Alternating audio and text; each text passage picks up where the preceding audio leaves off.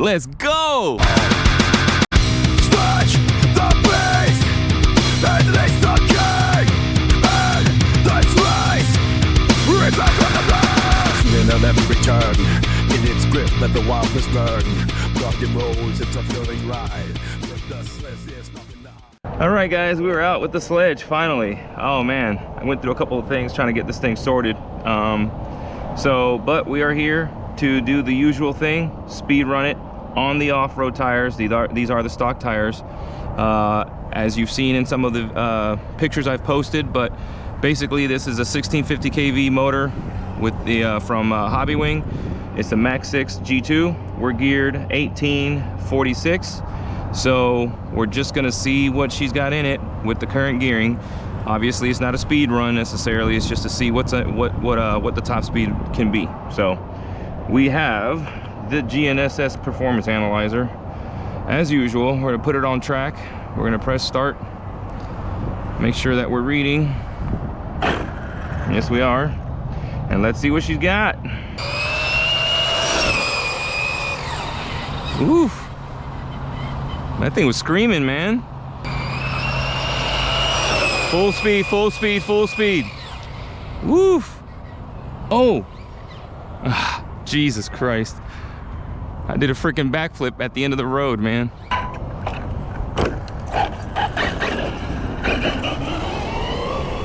Do I already have? Yep. Something's on. What the hell broke? Oh my God. Broke a front left CV. Let's at least see what she did. Stop. Read 74. Yep, that's about right. Usually I like to gear my cars right around the 70 to 80 mile an hour mark, because I know that's going to give me the enough wheel speed in the air to actually control the car.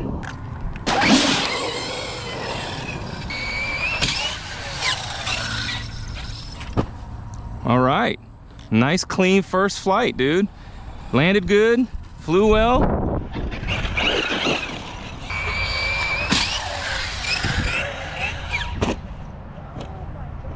I couldn't get it to rotate backwards and I couldn't get it to rotate forward. It was stuck upside down, dude. Oh, f***.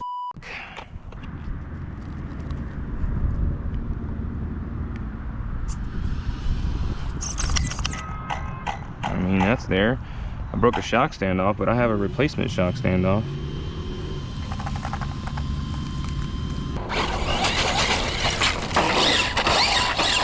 Ah, Dunger is dangerous.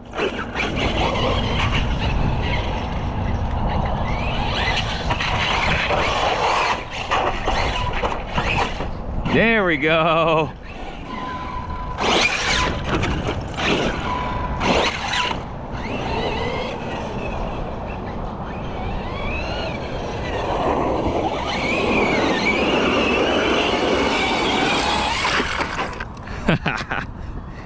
It won't donut like Big Red, but it ain't got the slicks on it either.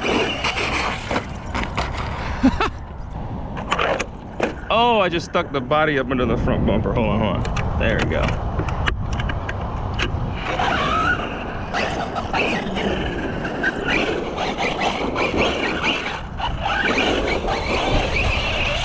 Oh, I was actually trying to keep it on the two tires. It's like maybe I can actually ride the corner.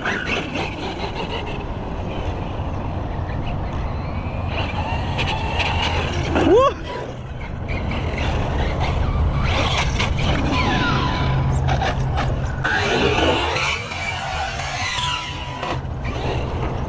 Bro, that is insane, dude. Watch.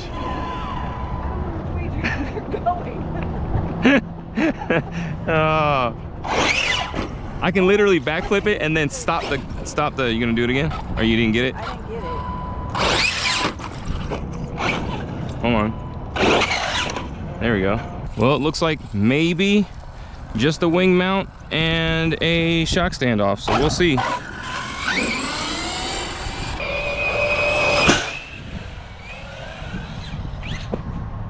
Oh, there goes the body. That was actually 121, 125, 150, 175, 180. That was easily 180. It made it past the 4th flag. Then the body freaking went flying off. Nice. That was a nice little hit right there. Bro, I think I need to loosen the rear diff a little bit.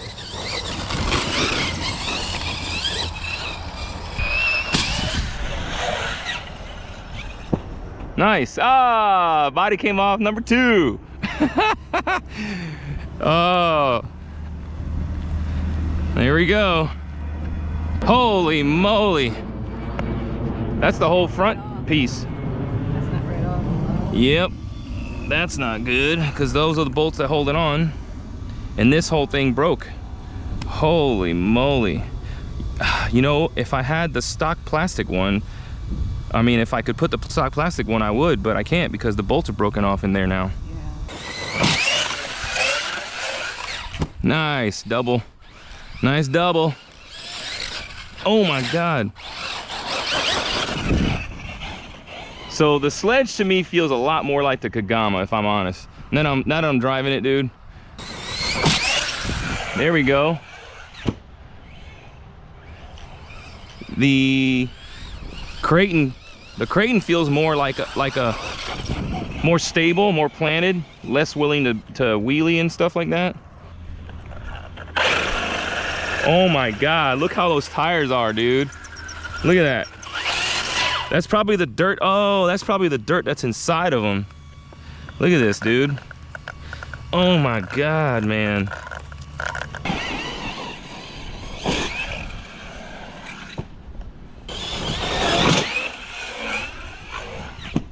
Nice. Can't turn, dude. Uh-oh. Can I just not turn, or is that? Huh.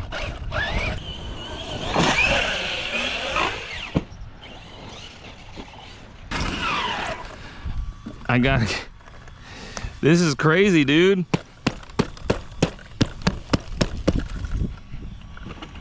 I didn't know this was gonna be a thing.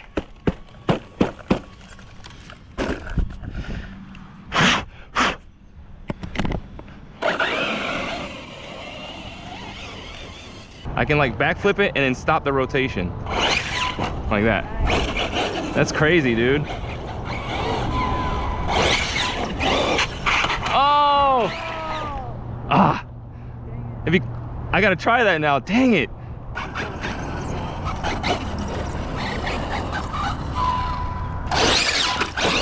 Oh, too much.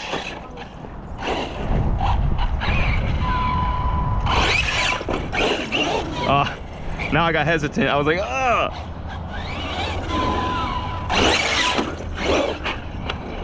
If I wasn't headed towards the car, it'd be great. Oh, too much backflip.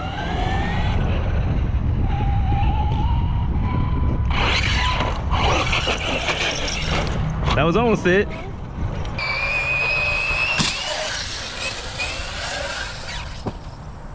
Well, we tumbled to the, oh my God.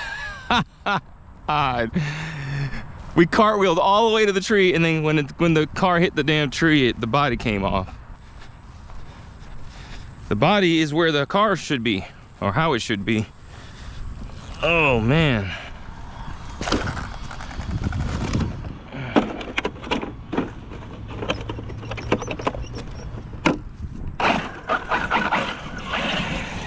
Seem to be still in business.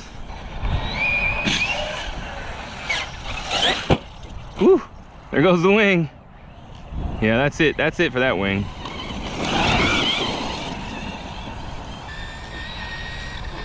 Oh, LBC. That's no battery.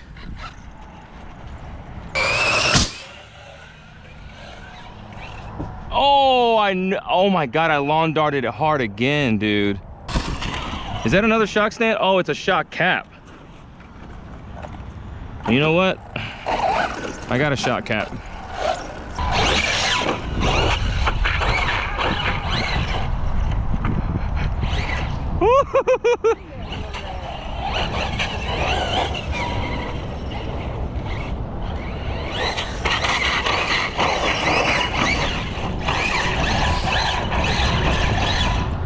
That'll definitely break parts.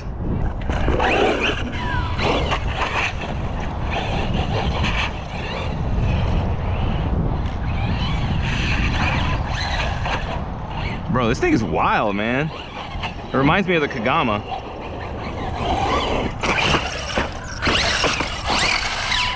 This thing is more like a Kagama than it is a Creighton.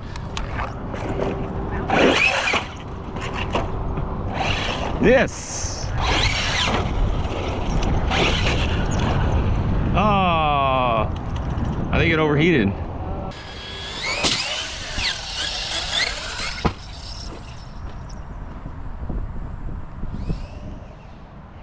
Wow, I'm having one of the worst driving days, I think, in a long time.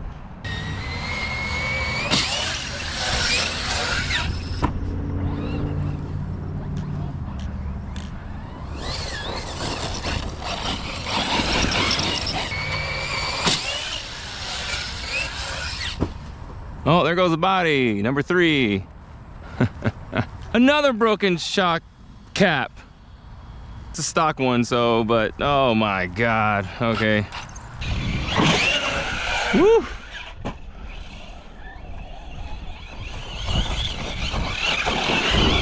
Oh, I did it again, dude. In my mind's eye, I'm like over here, and in reality, I'm like a good 2 or 3 feet over the other direction. And rain.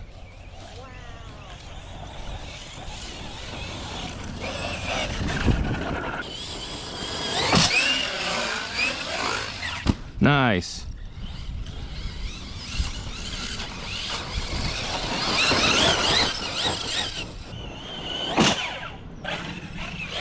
Oh, bad landing, number 1. Off for the most part. Yeah, see, one of them broke. This one, or did it? Yeah, it broke.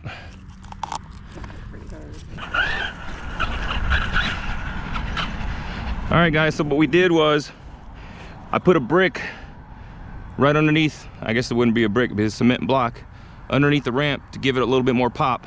So as you see, it's a lot more pop, and I love it. Woo! Let's go!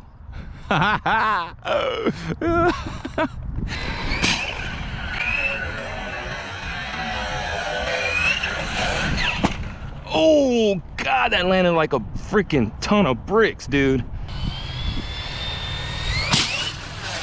Yeah, baby. There we go. Woo-hoo-hoo-hoo. I missed that pop from the old ramp, dude. That pop that gets you high, man. Oh, the freaking body came off midair, dude. That's good shit right there. Oh my God, bro.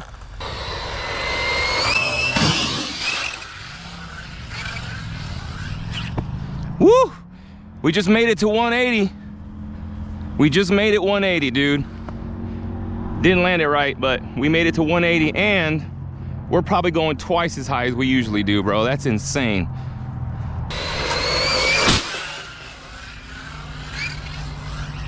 Nice. Let's go, baby. Woo!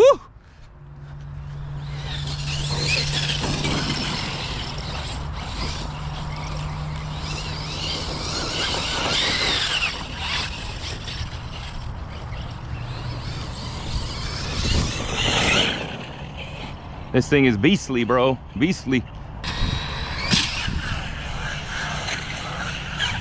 Let's go. Yes.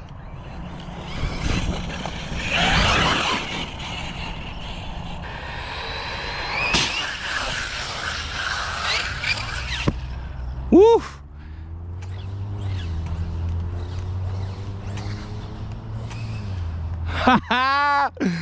Bro, that is insane. That's 200 feet out there, dude.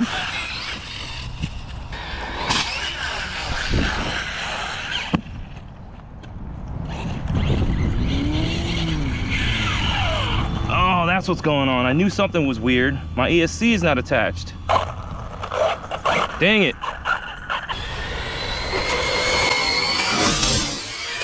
Oh my God, dude. I hit the freaking puddle of water. Dude, it darted hard right, man. Thank God I didn't miss the ramp, dude.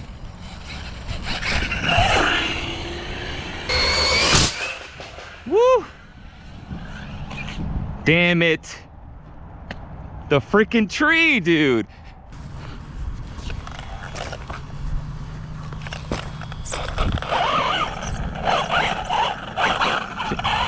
Seems to be going. We're gonna keep sending it. Oh, oh, oh, nose first, dude. Thump. Look at the bumpers all sideways now. But that's why I put that on there, man. Thank God RPM makes that. Otherwise, that would have been another broken front end. Remember without the bumper?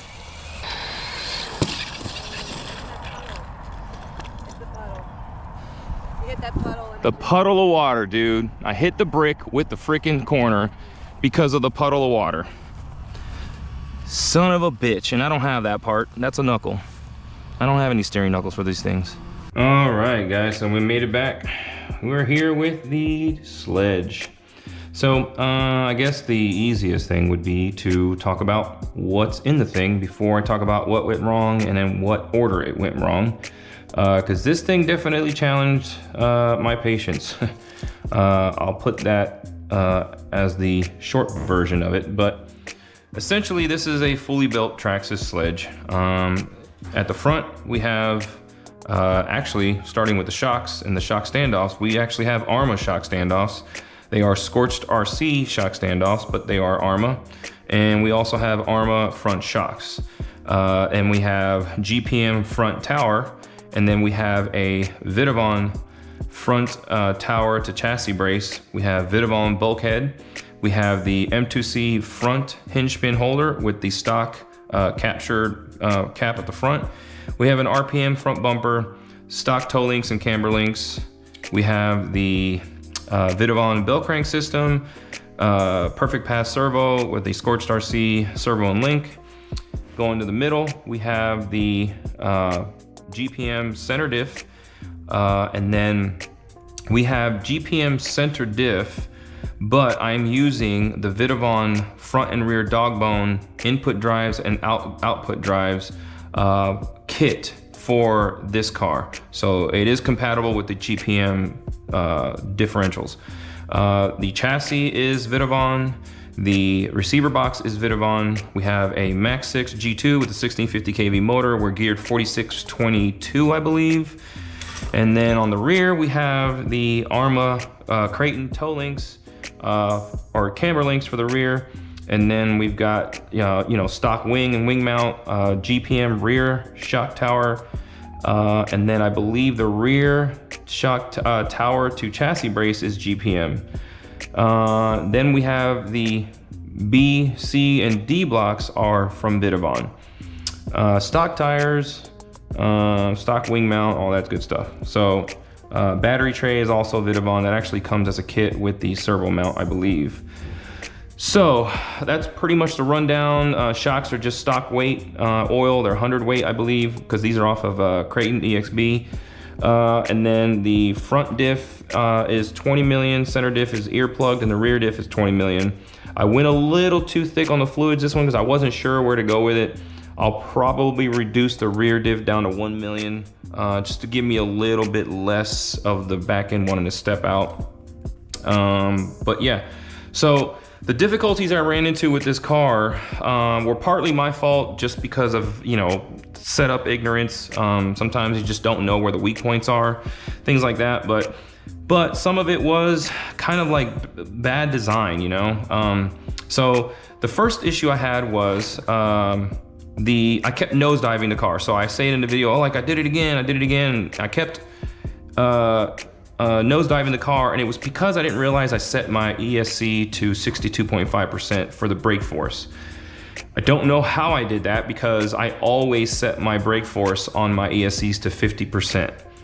Somehow I was at 62.5, And I kept thinking that it was just me. I kept thinking I was just having a bad driving day.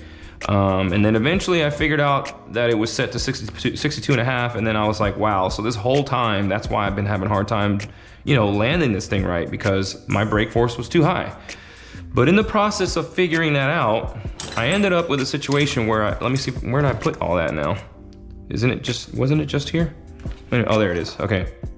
So this is where I say it's a combination of me and bad design. So this is what Vidavon sells you as the A block, which is all one piece. It goes underneath the car, it replaces the plastic part.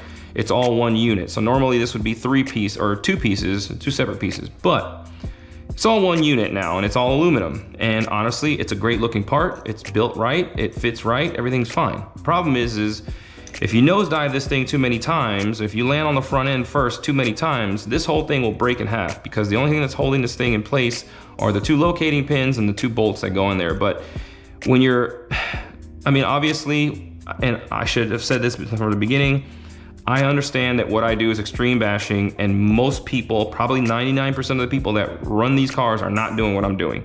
So I'm definitely putting these things to the test in ways that they're not even meant to, and most people won't. So, but with that said, this ended up being a weak point, because if you land on the front end too many times, you'll break this thing clear in half. Now, when that broke in half, I ended up breaking the bolts and the locating pins that are on the bulkhead. So obviously, I've talked about this before, once you've got a bolt that's broken off inside like that, good luck extracting that bolt, because it's such a tiny little bolt. Getting an extractor, you'd have to have a drill that's probably a 0.5 millimeter drill bit, and then you'd have to have an extractor that's something close to 0.5 millimeter, which it's not gonna work. I doubt there's a real, unless you have some specialized machinery that can hold this thing in place and, you know, drill down and whatever, and maybe use heat to get the bolt out. It just seems unlikely. But so I ended up having to order a new bulkhead and a new actually no, I didn't order the A block. I ordered a new bulkhead because I wanted to obviously be able to fasten my A block down. But what I did was I ordered the front A block, or a hinge pin holder, from M2C, and I put the stock retainer on the front of that to hold the hinge pins in place, because the upgraded A block does not actually capture the front hinge pins. It goes through it. So, but I did that, and then I added the RPM bumper, and I had to do it in that order, in that way, because the way this front bumper mounts, you can't use this Vidavon piece. So RPM front bumper, stock front adapter here for the A block, and then an M2C A block.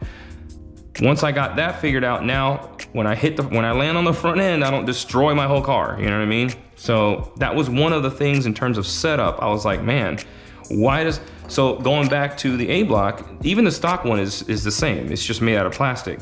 But I thought to myself right off the beginning, I'm like, this doesn't give you any kind of room for error. You know, like, you need a bumper, you know, that's why the Creighton has a big bumper on the front. It really does save your car. So I don't know, weird choice on behalf of Traxxas. Then the second issue I ran into was the bell crank system, which was my fault in a way. So love Vidavon's bell crank systems. All my 6X Armas have the Vidavon bell crank system. I just think it's a very, very well engineered unit. It gives you all of the pieces all in aluminum, and you buy it, install it, and forget it for the most part. But one detail about Vidavon's bell crank systems, whether it's for an Arma or in this case a Traxxas, is that you have to remove any bolts that are gonna hold something together, and you have to Loctite them, because they don't come Loctited from the factory. Like, there's no Loctite in here. So I had one of these come loose, actually this side, the right side, I had it come loose on me, and I started hearing like a clicking noise when I was steering left to right. And I lost a little bit of steering, and it ended up being that this bolt came out, and then it lost the bushing. And once I lost the bushing, you had a bunch of slack on one side of the rack. So I was like, okay. I'm not gonna find that bushing anywhere. So I had to order another bell crank system from Vidavon and put Loctite on all the bolts. put that in there, that solved that problem. Again, kind of my fault, but kind of, you know, kind of sucks that you have to worry about that, but it is aluminum and it is all metal. So whenever you're dealing with metal parts and fasteners, you got to use Loctite on RC cars. It's just the way it's the way it is. Then I ran into a situation where my servo mount broke. It split right here on one of the corners, and that could have easily been because of all the nosedives, you know, all the freaking lawn darts that I had. But I'm not sure if that's the only reason why that happened. But it did nevertheless. One of the bolts broke off inside, but that was another situation where I lost steering, and I was just like, I'm trying to steer the car out of the grass at the sand pit, and I could not get it to stay the direction I wanted. It was because I lost some of my steering input from the servo mount being broken. So broke the servo mount, had the bolt come loose, had a front A block break in half. That took out the bulkhead, and so I was a little frustrated, but that wasn't the end of the story. So then the next thing that I started finding, once I got all this figured out, went out to go bash, and I started figuring out that the Traxxas shock caps made out of plastic are absolute garbage. So maybe not for like normal bashing. Probably most guys, someone like Do RC would never figure out that these are a weak point because he's just not really bashing hard enough. But I broke pretty much every single one of these. So, and this is what I'm saying. This turned into such a process figuring out the right setup. So I kept breaking these, and so I kept breaking them and breaking them. I went through all 4 shocks. I said, okay, I already have the M2C shock caps with their standoffs and their shock cap bushings.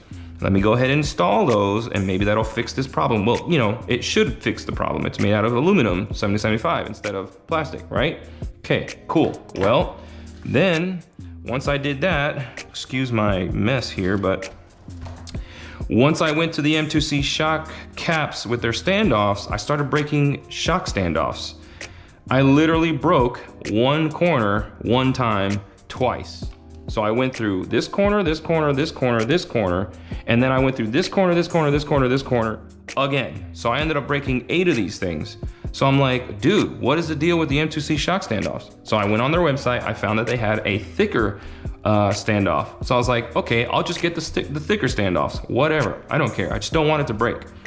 Then I thought about it and I said, hold on, because if I use their standoffs, okay, I'm gonna have to drill the hole for the standoff in the tower bigger. I'm gonna have to make it bigger to fit that standoff. So I was like, well, I don't really want to do that though, because then that marries my towers to their standoffs and their shock caps. That'll take away any option I have for anything else other than their parts. So before I did that, I said, let me just order some EXB shocks and see if they'll fit the way that, fit well enough to make it work, you know? Sure enough, I ordered some Scorched RC standoffs. I ordered some EXB shocks from Creighton. I installed them, and oh my God, thank you. No more issue with standoffs, no more issues with shock caps. You know, suspension wise, the action was fine. I think I'm gonna go a little thicker on the fluid like I have in my last couple of builds, but overall, it was a huge improvement in reliability and performance. So, did that. Figured that out, and then I didn't have any more failures there. Now, the one you see at the end of the video, which is I break this knuckle off, that was my fault. You know, actually, kind of not my fault, because that stupid puddle of water that gets me every time, dude. We've gone out to that spot a few times and brought some towels with us in order to dry that area up so I don't have that problem, and for some reason we just didn't do it, and I literally ended up ending my day because I ran into that puddle. And that wasn't the first time, that was actually like the 3rd time. But because I was standing away from the ramp, I couldn't really see, I couldn't react to the car turning one way or the other hard on me fast enough, because at the angle I was actually at, I don't actually see the car for a good 20 or 30 feet before it hits the ramp. I just kind of assume it's lined up, you know what I mean? So one more thing that I want to point out with this Vidavon setup, you know, I'll say the Vidavon parts are amazing. I have a lot of their parts. I do think their outdrive and input setup with the center diff and everything are insanely beefy. I mean, this thing will probably do 8S with no problem in terms of the actual drivetrain, because it's just way over engineered. The stock differentials are shit because they're made out of that crap metal, but the stock differentials are very close to an ARMA 4S car, which means they're really, really big. So if you make that out of hardened steel, you basically have almost like an 8S style differential setup, which is what this has got in it. So I mean, the size of the outdrives and the size of the dog bones and everything on this car really would, they're like way overkill, you know, way overkill when you compare it to an ARMA and the fact that you can get away with 8S on an ARMA with way smaller components. But one of the things I wanted to point out with this setup is this receiver box, okay? If you're gonna put a 6S ESC on here, not a big deal. But if you're gonna put an 8S ESC, like a Max 6, you kind of have a little bit of a problem. So this has a cap here that goes on here, right? Now, I double-sided taped this, and I normally don't really have issues. It did come off at one point, but I think that was again due to the many lawn darts I had, you know. And so that kind of caused that to come off. But the more important thing is that when this receiver box goes onto the chassis, you know, this is a Vidavon chassis, it's a Vidavon receiver box. Everything here mostly is Vidavon, right? All fits up perfect, no issues there. But the receiver box only has 2 points of fastening. So underneath here, right, there's 2 little bolts, and that holds the receiver box in place. But the receiver box actually comes out to here almost midway through the chassis. So that means that one side of the receiver box is supported and the other side's not. And now you're putting a bigger, heavier ESC on top of it, and you're expecting that whole assembly to hold all of that weight when you're doing 150 feet. In this case, I put the cement blocks under the ramp, so I'm doing probably 100 feet up and 180 feet out. So the impact is gonna be extreme, obviously. So for that purpose, I was like, you know what? I'm not gonna wait until I've broken these 2 bolts off, because the receiver box itself has nothing on one side and 2 bolts on the other. So it'll make a fulcrum point where when you land, just like a motor will kiss the chassis, that receiver box is gonna keep kissing the chassis and it's gonna break those bolts off. So I was like, let me just preemptively make this more robust before this ends up actually breaking. So I drilled a hole and I countersunk the chassis here. That bolt goes through the receiver box and has a nut on the other side. And then there's a nut as a spacer between the chassis and the receiver box. That way it triangulates the receiver box, and the receiver box has nowhere to go when you're landing from high impacts. So I had to modify that to kind of make sure that that's something that's not gonna break. Other than that, I've already gone through the fluids and everything else. To me, this car is 100% exactly like a Kagama. I would say, and I'm not saying that it's like a Kagama, like the Kagama's better or whatever. I'm saying the Kagama and the Sledge, to me, are so much alike that it feels when you're driving it like the exact same car. Honestly, although I will say that the Kagama in stock form feels closer to what my modified version would be than this thing. This thing in stock form is insanely mild. That's why I had my wife bash it, because the stock Sledge to me is like the same thing I said when I did my first video on this car. And that is that the Sledge in stock form should be a $500 car, no more, okay? Because it's slow, it doesn't have a whole lot of wheel speed, it's not very durable. There's some things that are durable, but as far as the diffs are concerned, definitely not durable. You know, especially when you're talking about the fact that the car is very underpowered, in my opinion, right? So if it's underpowered, that means that the stock drivetrain system isn't made to take anything more than what it comes with. And it still broke. We still ended up breaking the rear diff, you know, in stock form. So as far as I'm concerned, you know, once you've upgraded this car to the form that it has now, it's basically exactly like a Kagama. I mean, I don't even know how else to explain it, but if you've never driven a Kagama and you've driven a modified Sledge, then you've driven a Kagama, and vice versa. I do think that it's not, I don't like the fact that this car is over $800 stock, and then as you see it here, we're talking about close to a $3,000 car. That's the only thing I think is kind of shitty, because I just think it's not, you know, for someone like me, I'll spend the money and spend the time, you know, and whatever, but this isn't something most people are gonna do, man. I mean, I don't blame them. It just takes, and the crazy thing is you can have this same exact performance. You can buy a stock Kagama and feel most of what you're gonna feel out of this car, get most of what you're gonna get out of this car, but the Kagama stock, or the Creighton in that case would be stock. If you get an EXB Creighton, you're gonna get close to what this is doing already. You know what I mean? So for how much money you have to spend to get it up to par, so to speak, is, you know, it's just not, I mean, unless you're an enthusiast like I am, it's not worth it. And to me, it is worth it. To me, this car is worth spending the time and money, mostly because I've learned some things. Now I know the setup that you need for this car. I know the things that will break. I know the things that you need in order to make it reliable. So I've got a setup now, you know what I mean? So, and it's funny because I've been asked on my comment section before about building cars, about, you know, doing it on the side, you know, as far as building cars for customers. And I would love to do that, you know, and if you are interested, that'd be great. But I say the same thing every time. And that is that I don't know if people understand how expensive that would be. I don't think people understand how expensive that would be for me to build something custom for them. Now, obviously the price could change, fluctuate based on how much work they want done. But, you know, for example, something like this, you know, if someone bought the car, that's $800. Okay, and then they want all the upgrades like this. Okay, well, there goes another, you know, I don't know, $1,500. And then they got to pay me to actually build it, right? So, you know, by the time you're done, you could have, you know, a $2,000 car cost you $2,500 or $3,000 or whatever. So don't get me wrong, you know, if you've got the money and you want someone who, you know, knows the setup to build it, then I do it, you know. But I don't know that people are willing to pay that much money to have something built for them. But, you know, I don't know. Anyway, that's the Sledge. I believe once I've already ordered the parts to fix this thing. I really do want to take this thing back out. It is a blast, bro. So yeah, so I'll be getting it back out soon.